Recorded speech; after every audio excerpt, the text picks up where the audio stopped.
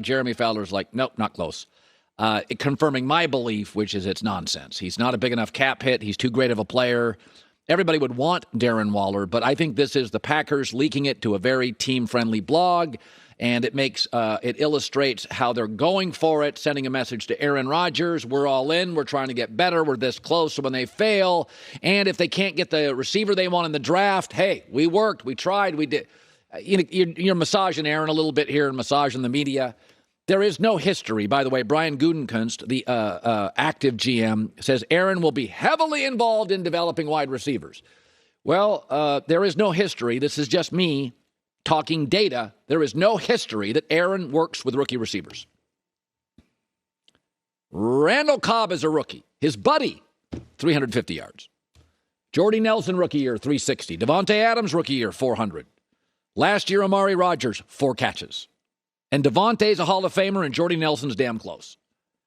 So Aaron's never had a rookie receiver with more than 40 catches. And we're talking Devontae Adams and Jordy Nelson. These are really good players. So, I mean, Russell Wilson had Tyler Lockett, who was considered almost a reach and a slot guy first year. 50-plus catches, almost 700 yards. Russell Wilson first year with DK Metcalf. Remember, he fell in the draft? 60 catches, 900 yards. Joe Burrow, Jamar Chase, boom, home run. That's not Aaron. Aaron's got trust issues with the media, our government, the vaccine, wide receivers, the front office. That's not an opinion.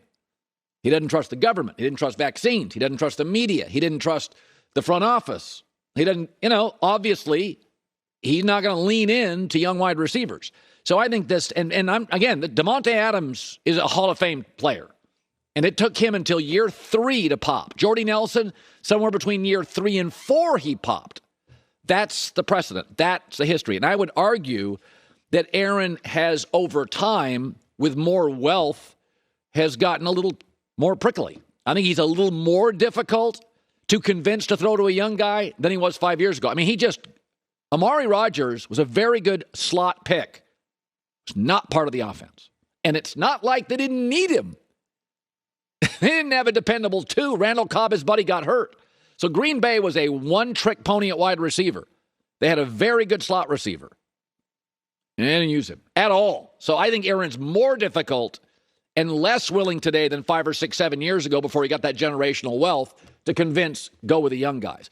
For the record, Brady often struggled with young guys too. Some of these kind of legendary quarterbacks, you got to be in your spot. If you're not in your spot, I'm not throwing the football.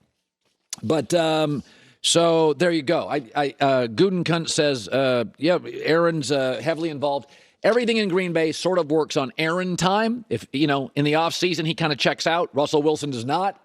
Aaron sort of does. That's his thing. It's his right. He's made his money. He's got his legacy. But I continue to say this. I think they needed to be far more aggressive in the wide receiver pursuit in free agency. I would have gone out and got DK Metcalf and made it work. You got to give Aaron a 1 because right now it's Sammy Watkins and Randall Cobb. They're past their prime. Alan Lazard feels like a 3 or a 4, and a rookie who you essentially did not throw to last year. He had 4 catches on a team that needed a guy to make 50 catches. So I don't buy the Darren Waller reports at all. Could be wrong. Joy with the news. No. Turn on the news. This is the Herd Line News. Well, Ben Simmons never made his highly anticipated debut with the Nets this season. He reportedly met with Brooklyn's front office before sitting out Game 4 and told them that he is suffering from a mental block that caused stress, which triggered the back issues. But for his teammates, the confusion doesn't come from the injury itself. They reportedly wanted to see more resolve from Simmons and looked at it as a lack of attempt to play, an effort to be in uniform, and pushing his body in the postseason. So it appears there is still some confusion as to what's going on with Ben Simmons. From the people closest to him, there's confusion. Forget me. His teammates, there's confusion. Yeah, I maintain what I've said from the beginning with the situation, which is I felt like this trade was a move for next year. I never anticipated seeing Ben Simmons in any actuality this season. And you didn't. And I did not. But you know what, Joy? Had there been a Game 5...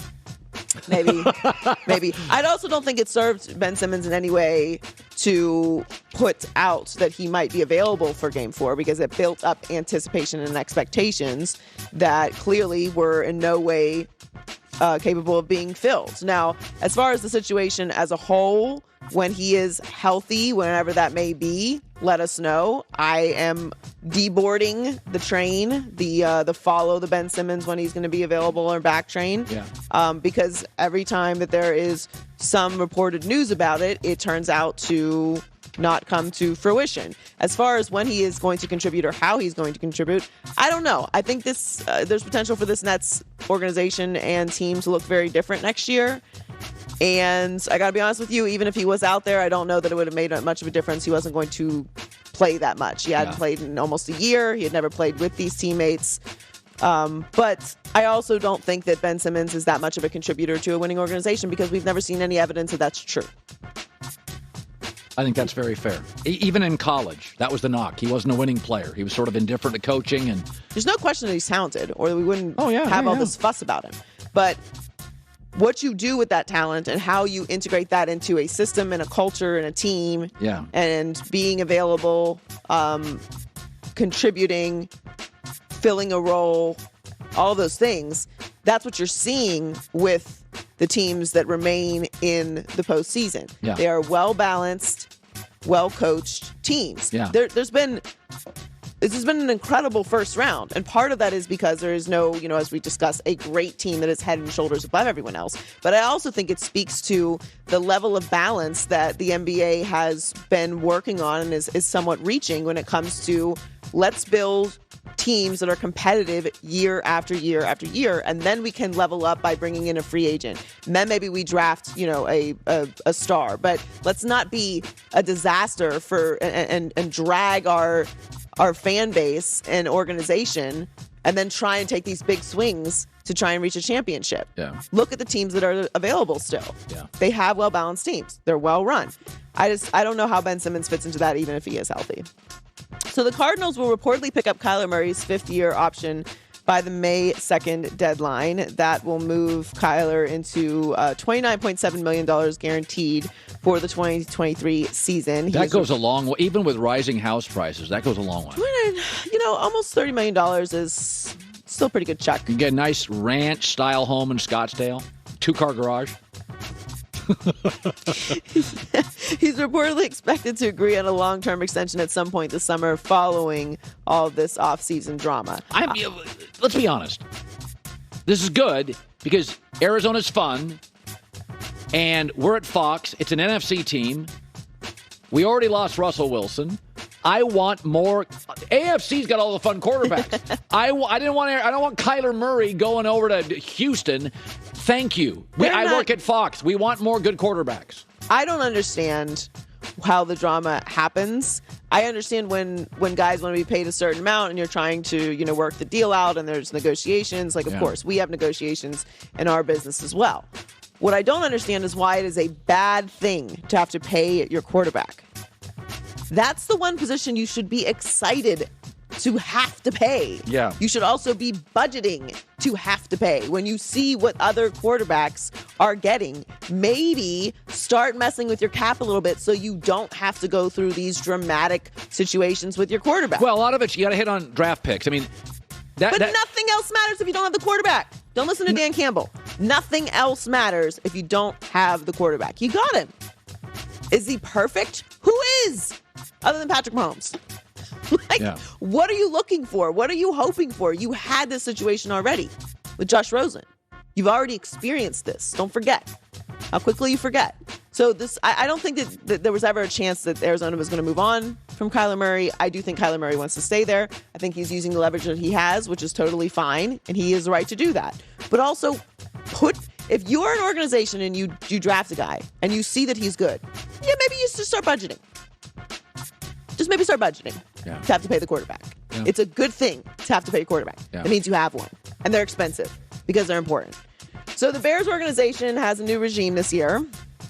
They have coach Matt Eberflus and general manager Ryan Poles. And they have to develop Justin Fields and put the right pieces around him. But Poles doesn't like using the word rebuild. The rebuild thing's super sensitive. We're constructing a very good football team. Regardless of how you use whatever term that is, we just continue to add talent and young talent, older talent, whatever it takes to make the best team possible. Actually, late night with the wife, you're watching TV, you get like the home network where, there's some rooms that are good. You might have to redo some countertops over here, some fresh paint over there. Some rooms are good. You don't need to touch them. So there's talent on this team that I'm excited to build around and build with. Well, Robert Quinn's apparently on the market. Older. And by the way, sack machine, but it's getting closer to time. They spend a lot of money on their front seven defensively. So I think they need to draft wide receivers. You got to give Justin Fields a shot, folks. You spent last year was getting offensive linemen and a quarterback. Go get them receivers. I like their backs, actually. I like their tight end, their back. Go get more receivers. Well, they traded Khalil Mack this offseason. They obviously lost Allen Robinson in free agency to the Rams. They released Tariq Cohen and Danny Trevathan. They're absolutely in a rebuild. You don't get a new GM and a new head coach without being in a rebuild. It's not a reboot. You were 6-11 last year. Yeah. So you don't, doesn't mean you have to like the term, but you